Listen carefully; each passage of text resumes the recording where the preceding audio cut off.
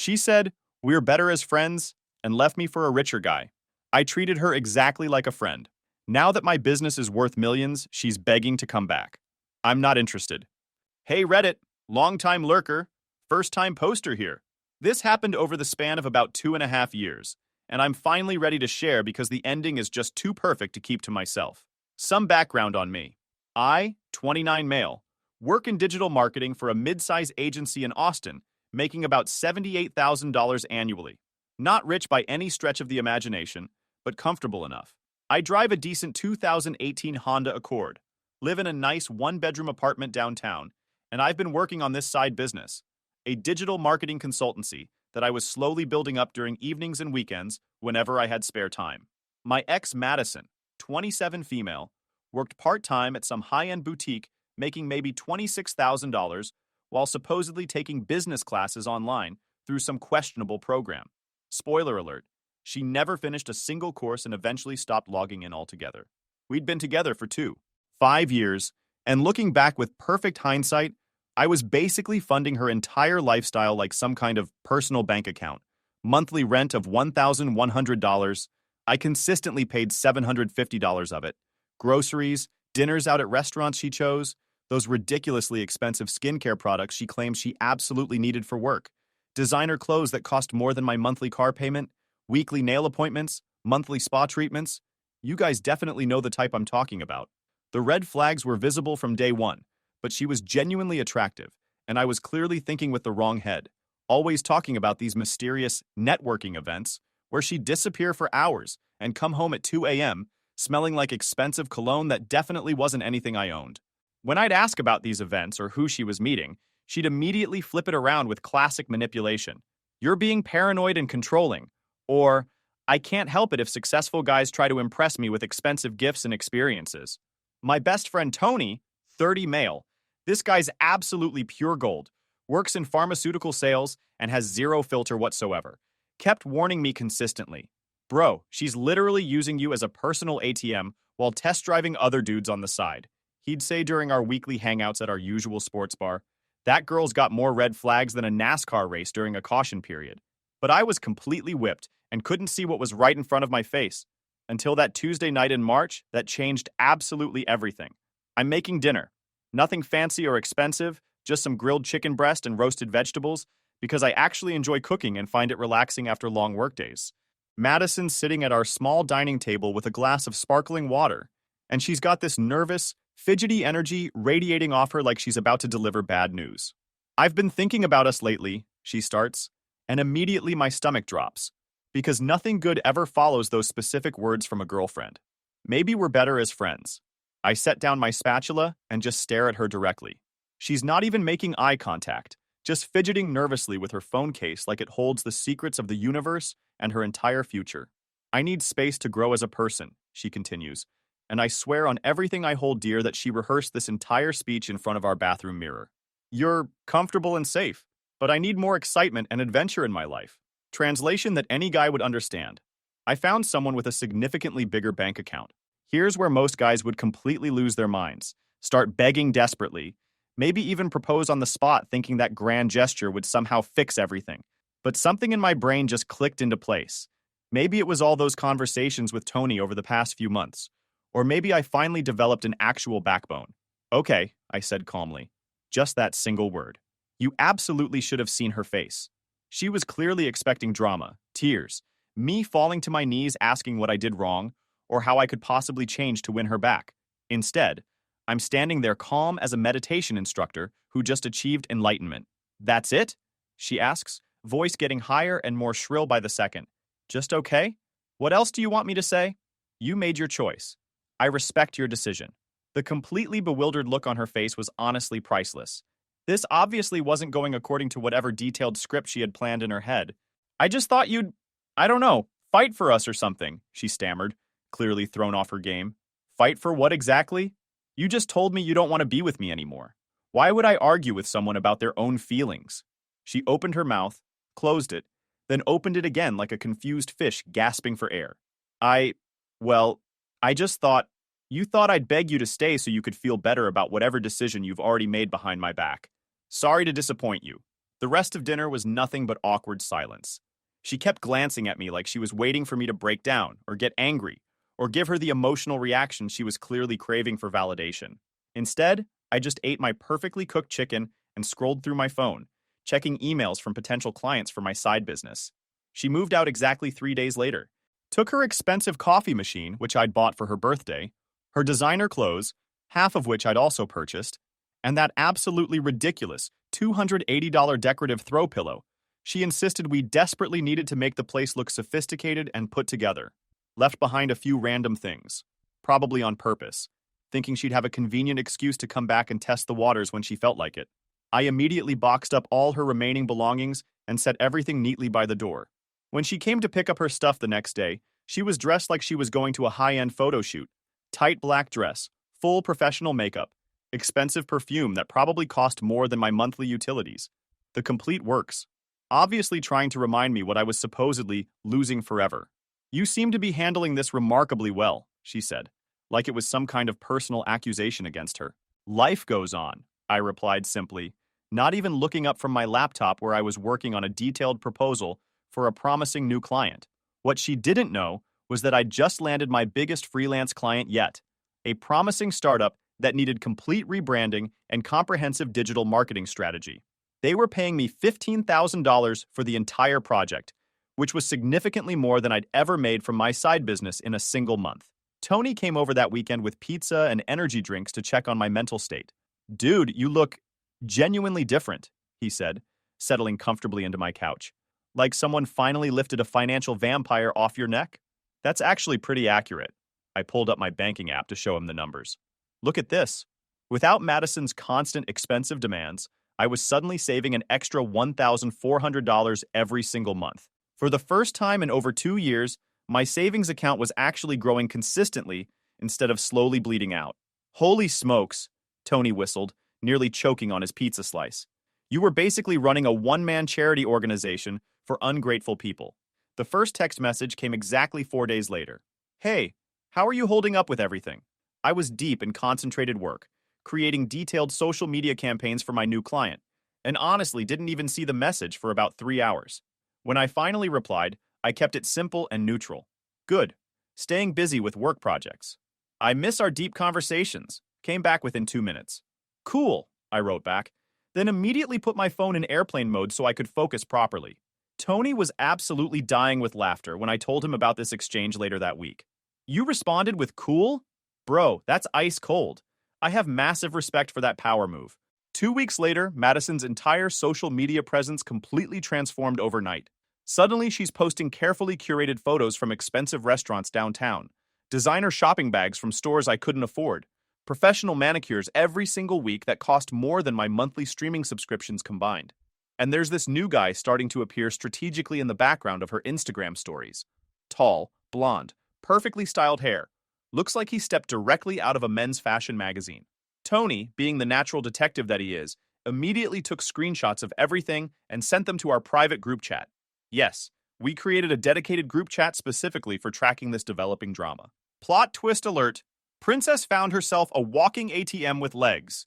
Some light detective work, aka looking at her tagged photos and public check-ins, revealed this was Derek Palmer, 32, works as an investment banker at some prestigious firm downtown that handles major corporate accounts.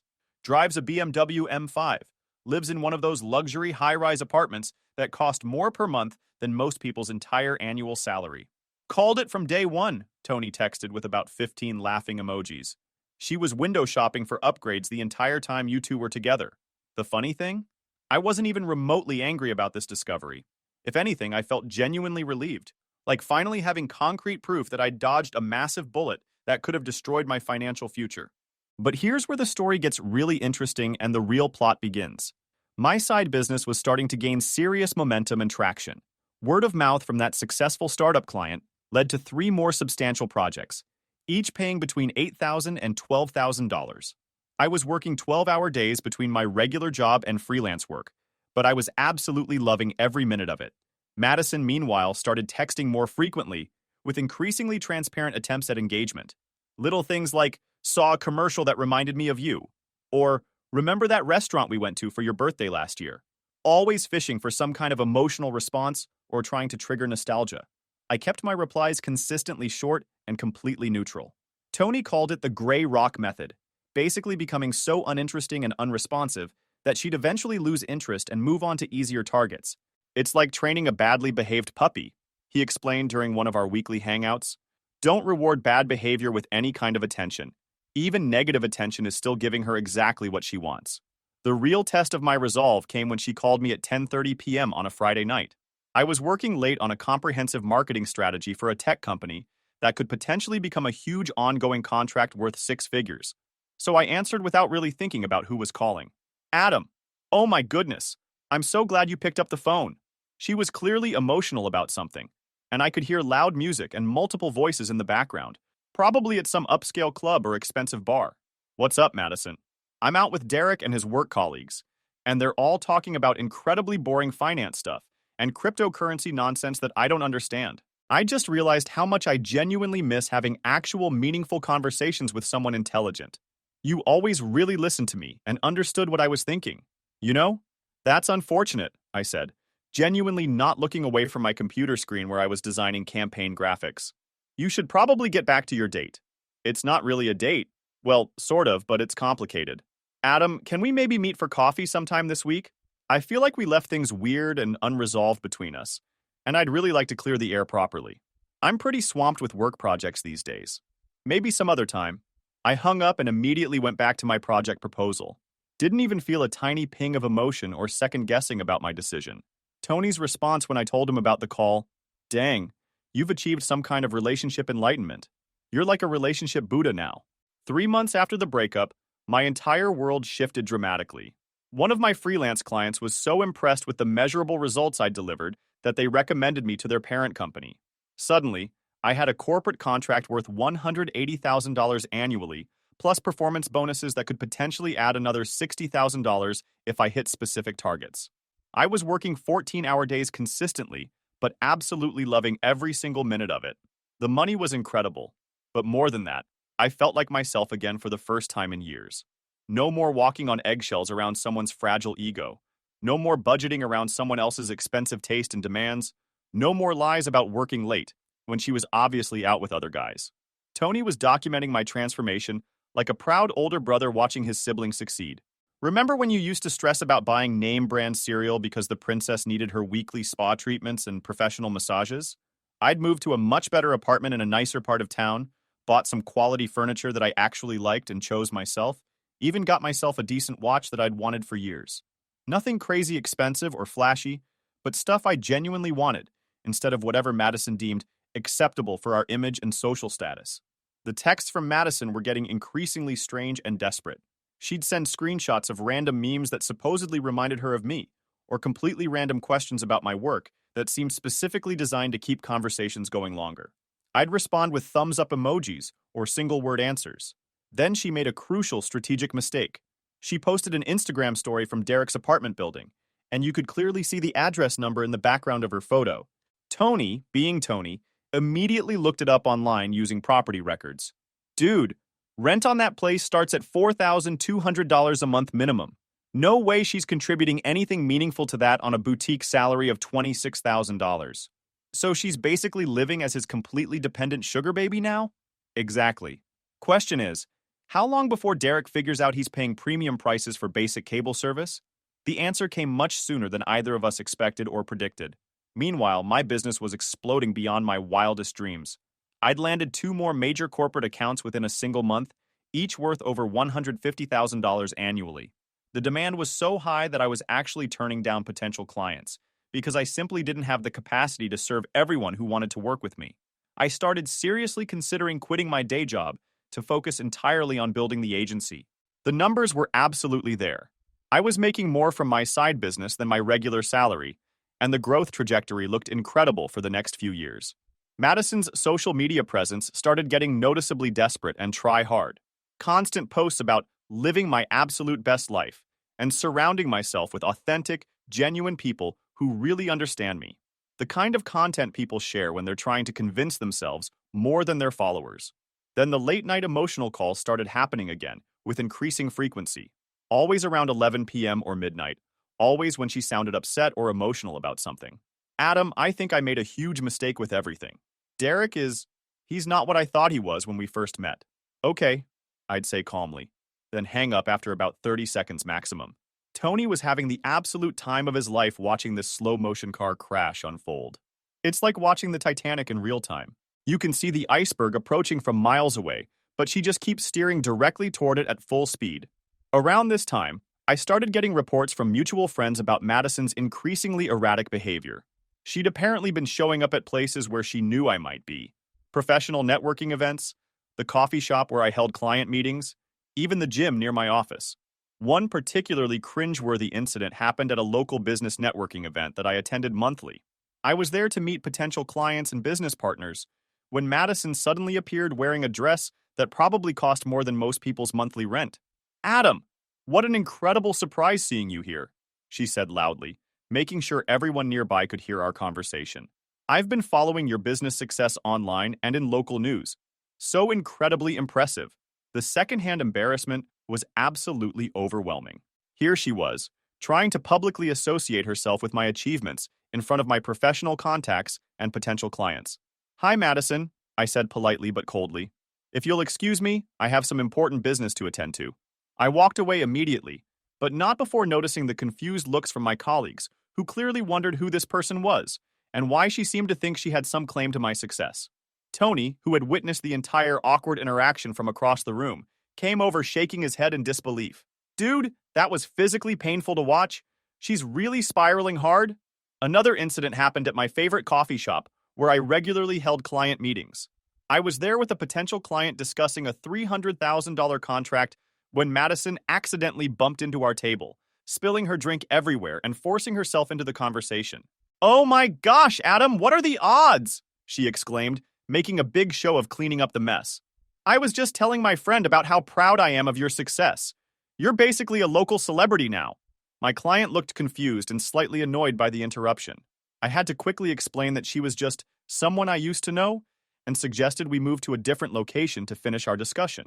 The whole situation was mortifying, and I could tell my client was questioning my professionalism. Later that week, Tony showed me screenshots that mutual friends had sent him. Madison had been posting on social media about running into old friends and hinting that we were reconnecting. She was literally trying to create a narrative that didn't exist. She's getting desperate, Tony observed, scrolling through the posts. This is like watching someone slowly lose their mind in real time. The gym incidents were equally uncomfortable. She'd joined my gym and would conveniently be working out whenever I was there, always managing to position herself where I couldn't avoid seeing her. She'd wear increasingly revealing workout clothes and make sure to walk past me multiple times during my sessions. My trainer even commented on it. That girl's been asking questions about your schedule, he mentioned during one of our sessions. I told her I don't discuss clients' personal information, but she's persistent. I had to switch to a different gym location just to avoid the awkwardness. It was ridiculous that I had to change my routine because my ex couldn't take a hint. The breaking point came when she showed up at my new apartment completely unannounced one evening. I'd just gotten home from a crucial meeting with potential investors who were interested in helping me expand my consultancy into a full agency with multiple employees. Through the peephole, I could see Madison looking absolutely rough, hair messy and unkempt, makeup smudged, wearing sweatpants and an oversized hoodie. This was definitely not the polished, put-together woman who'd confidently walked out of my life 8 months earlier. We really need to talk seriously, she said the moment I opened the door. About what exactly? About us. About how badly I messed everything up between us. I didn't invite her inside. Just stood in the doorway with my keys still in my hand, clearly indicating this wasn't going to be a long conversation. Derek broke up with me last week, she continued, words tumbling out rapidly, like she'd been rehearsing. He said I was too high maintenance and demanding, and that he'd met someone else. Someone who doesn't expect him to pay for everything all the time. That's really unfortunate. You should probably work on becoming more financially independent and self-sufficient. I am independent, she snapped defensively, then immediately caught herself and softened her tone. I thought he genuinely cared about me as a person, not just what I could provide. He cared about what you offered in return for his investment. When the cost-benefit ratio stopped working in his favor, he moved on to a better deal. It's basic economics and human nature. Her face twisted into an ugly expression of anger and frustration. You're being unnecessarily cruel about this. I'm being completely honest. There's a significant difference between cruelty and honesty. Tony happened to call right at that perfect moment. I answered on speakerphone without thinking about it. Hey, Adam, how did the investor meeting go today? Are we about to become business moguls? Pretty promising, actually. They're talking about potentially investing $800,000 to help scale everything up properly. Madison's eyes went absolutely wide with shock.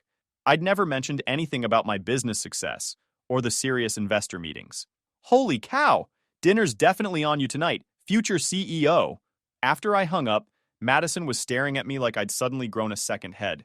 $800,000? Your little side business is actually worth that much money? Potentially. We'll see how the negotiations go over the next few weeks. I could literally watch the gears turning frantically in her head, dollar signs practically replacing her pupils. Adam, I was actually thinking, maybe we were too hasty and impulsive with the whole breakup situation? What happened over the next few weeks was honestly pathetic and embarrassing to witness. Madison launched what could only be described as a full-scale military operation to force her way back into my life, showing up at my apartment building, texting constantly throughout the day, even reaching out to my family members and mutual friends on social media. The messages became increasingly desperate and transparent with each passing day. I've been doing a lot of serious thinking, and I realize now what we had was genuinely special and rare. Derek never understood me the way you always did from the beginning. I was young and made some really stupid decisions. Everyone deserves a second chance, right? I saw an article about your business expansion online. I always knew you were destined for major success. That last message made me laugh out loud. She always knew? This is the exact same person who used to call my work Adam's little side project and complained constantly whenever I spent evenings working instead of watching her reality TV shows and giving her attention. Tony was having an absolute field day documenting all of this behavior. He'd screenshot her Instagram stories and add his own commentary like he was providing professional sports commentary. Here we observe the gold digger in her natural habitat, desperately attempting to reconnect with her previous financial provider after her current source of funding expired unexpectedly. The most ridiculous part was watching her try to casually reinsert herself into my daily routine and schedule.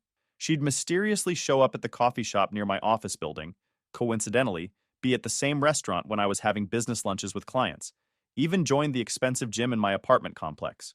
I started getting increasingly frequent phone calls from mutual friends and acquaintances. Hey man, Madison mentioned you guys might be working things out. Madison told my girlfriend that you're seriously considering getting back together. Each time I'd politely but firmly set the record straight. We're definitely not getting back together. She ended things. I moved forward with my life. But Madison was nothing if not persistent and determined.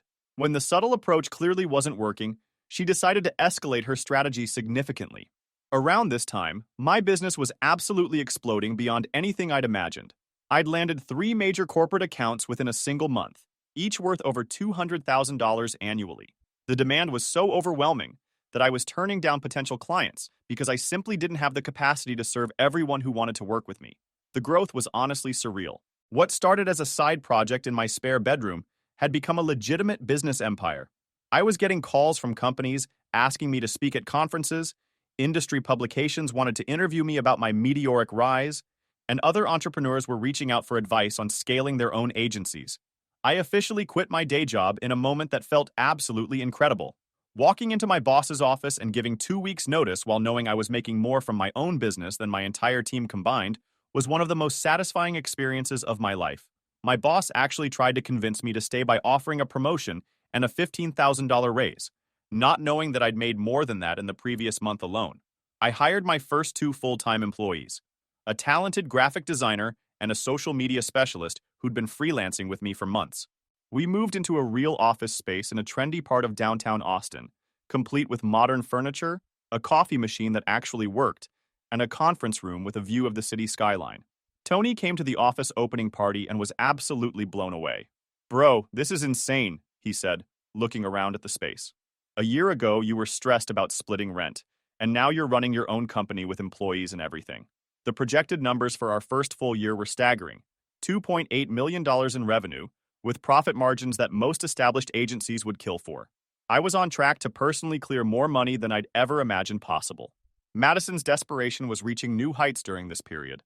She'd started showing up at industry events where she knew I'd be, networking meetups, business conferences, even started following my business social media accounts and commenting on every single post with overly enthusiastic messages like, "So proud of you," and "always knew you'd make it big." The comments were embarrassing and transparent. Everyone in my professional network could see her desperate attempts to associate herself with my success. Several colleagues mentioned it to me, asking who this person was and why she seemed so invested in my achievements. "You've got a superfan," joked one of my clients during a meeting. "She comments on literally every post about your company." I had to block her from all my business accounts eventually. It was affecting my professional image, and potential clients were starting to ask questions about the overly attached fan who seemed to have inside knowledge about my personal life. The final confrontation came when Madison somehow discovered my new home address and showed up on my doorstep with a rolling suitcase and a look of desperate determination that honestly scared me a little. By this point, I'd officially launched my marketing agency with the investor funding. We'd moved into a real office space, hired 8 full-time employees, and were projected to hit $3.2 million in revenue for our first full year. I'd also bought a beautiful house in the hills. Nothing too crazy or flashy, but definitely a significant upgrade from my old apartment. "I quit my job at the boutique," she announced dramatically, standing on my front porch like this was some kind of romantic movie moment. I realized that what we had together was more important than anything else in my entire life. I almost burst out laughing at the absurdity. "You quit your job? I want to support your dreams and be there for you the way I should have been from the very beginning. I can help with your business, be your partner in every sense of the word. I've even been taking online courses in digital marketing." Through my front windows, I could see Tony sitting in his car across the street. I'd texted him the moment I spotted her walking up my driveway with luggage. He was recording everything on his phone, claiming it was for historical documentation purposes. "Madison, you cannot just show up at my house and announce you're moving back into my life. Why not? I know you still have deep feelings for me. I can see it in your eyes when you look at me." What she was probably seeing was a mixture of confusion and secondhand embarrassment. "I'm actually in a serious relationship with someone else now," I said. This had become true. Sarah and I had been dating for 4 months, and things were getting very serious. She was everything Madison wasn't: intelligent, ambitious, financially independent, and genuinely supportive of my goals, without expecting anything in return. Madison's face went through approximately 5 different emotions in rapid succession. "What? Who is she? How long has this been going on? Why didn't anyone tell me?" "That's really not any of your business. Adam, please. I know I hurt you badly, but I'm completely different now. I've learned from all my mistakes and grown as a person." "What exactly did you learn?" "That money isn't the most important thing in life. That genuine emotional connection and love matter more than material possessions or luxury lifestyle." I couldn't contain myself anymore. I started laughing. Not just a polite chuckle, but full-blown, belly-shaking laughter that probably echoed through the entire neighborhood. "You're seriously saying this while standing on the doorstep of my house that's worth 4 times what I could afford when we were together? You didn't learn that money doesn't matter. You learned that I have significantly more of it now than you initially realized." Her carefully constructed facade slipped for just a moment, revealing the calculation underneath. "That's not... I mean, yes, I'm proud of your success and everything you've accomplished, but that's not why I'm here." "But nothing, Madison. You left when I was making decent money and driving a Honda. Now I'm driving a Tesla, and suddenly you've had some profound spiritual awakening about true love and partnership?" Tony was probably having the time of his life watching this unfold from his car. "I made a terrible mistake, okay? Can't you find it in your heart to forgive me and give us another chance?" "I forgave you months ago, Madison. Forgiveness doesn't mean I have to let you back into my life." That's when she completely lost whatever composure she had left. The waterworks started, followed immediately by angry yelling about how I was being heartless and cruel, how I owed her another chance because of our history together, how Derek had ruined her life, and none of this was fair. "Life isn't fair, Madison. You chose Derek because he appeared to have more money than me. He chose someone else because she was less expensive and demanding than you turned out to be. You made your bed with those decisions. Now you get to sleep in it, alone." By this point, several of my neighbors had come outside, or were peeking through their windows to see what all the commotion was about. Madison finally grabbed her suitcase and started storming toward the street, but not before throwing one final desperate tantrum. "You're going to regret this decision. You're going to end up alone and miserable. And when you do, don't come crawling back to me. I'd rather be completely alone for the rest of my life than with someone who only values me for my bank account." I called back loud enough for the whole neighborhood to hear. Tony jogged over as Madison's rideshare arrived to pick her up. "Dude, that was better than any movie I've ever watched. I recorded the whole thing for posterity. Please tell me you're not planning to post that anywhere on social media. Are you kidding? This is going directly into my personal vault. Future generations of men need to study this level of perfect karmic justice. Madison, according to the mutual friends who still occasionally update me, even though I never ask, moved back in with her parents after a series of increasingly desperate relationships with men who figured out her strategy much faster than I originally did. Last anyone heard, she was working at a call center making about $30,000 annually, while claiming on social media that she was taking time to discover her authentic self and focus on personal growth. The irony wasn't lost on anyone who knew the real story. Here was someone who'd left a stable relationship to chase money and luxury, only to end up broke and living with her parents at 29. Meanwhile, the guy she'd dismissed as too comfortable was building a business empire and living his best life. I heard through the grapevine that she'd tried to reach out to Derek multiple times after their breakup, but he'd completely cut her off. Apparently, he'd discovered she'd been telling people they were practically engaged when they'd only been casually dating for a few months. He found out about her financial dependence and realized she'd been using him as a sugar daddy while contributing absolutely nothing to the relationship. The mutual friend who told me this story said Derek had laughed when he heard about Madison's attempts to get back together with me. She burned that bridge pretty thoroughly, he'd apparently said. Good luck to her. Tony remains my best friend and the unofficial historian of my romantic life. He maintains a digital folder labeled Project Bullet Dodged, containing screenshots and documentation of Madison's various desperate attempts at reconciliation over the past 2 years. You know what the most beautiful part of this whole story is? He said during dinner at my house last month, while Sarah was showing his girlfriend around our home office. She actually did you the biggest favor of your entire life. If she hadn't left when she did, you might never have focused on building your business with the intensity and determination that you did. He's absolutely right. Sometimes the worst thing that happens to you turns out to be the best possible outcome you never could have seen coming. Madison wanted excitement, luxury lifestyle, and a man who could provide her with expensive things without expecting much in return. She got all of that temporarily, then lost everything when she couldn't maintain the illusion of being worth the investment. I wanted someone who would value me as a person, regardless of my financial situation. It took losing the wrong person to eventually find the right one. The final text I received from Madison came about 3 months ago. I heard about your wedding through mutual friends. I always believed you would find happiness and success.